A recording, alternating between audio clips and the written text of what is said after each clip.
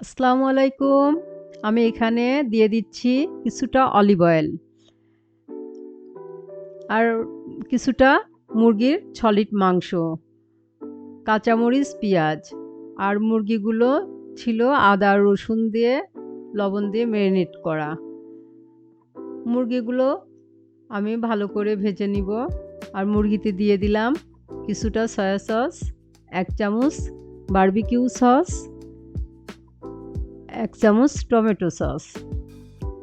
আর এই মুরগিগুলো আমি আজকে ভালো করে রান্না করে নিচ্ছি বা ভাজা ভাজা করে নিচ্ছি, কারণ আমি এটি দিয়ে আজকে একটি ভাপা পিঠা তৈরি করব। আমাদের বাসায় সবাই আমরা গুড় নারকেল দিয়ে ভাপা পিঠা খাই, কিন্তু যারা মিষ্টি পছন্দ করেন না, যাদের ডায়াবেটিস, তাদেরও তো একটু ভাপা পিঠা খেতে ইচ্ছা করে। তাই তো এই আয়োজন। আমি এখানে নিয়েছি কিছুটা মুরগির মাংস, আর এটা দিয়ে আমি নারকেল আর গুড়ের পরিবর্তে দিয়ে দিচ্ছি মুরগির মাংস। আর এটাতে আমি আজকে ভাপা পিঠা করব। এভাবে আমরা চিকেন আর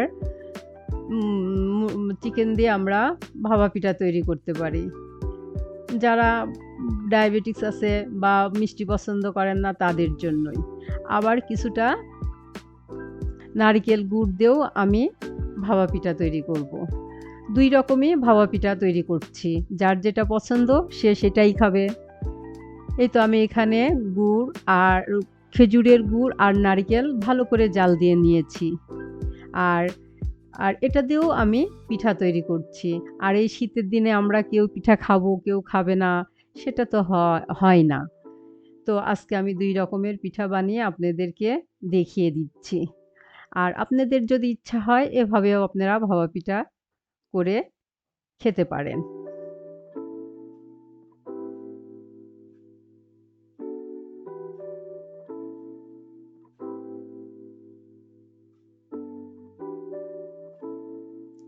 এই তো আমার ২টি রকমই পিঠা তৈরি হয়ে গেল।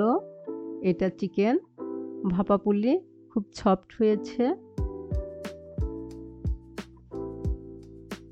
আর একটি হলো নারিকেল আর খেজুরের গুড়ের ভাপা।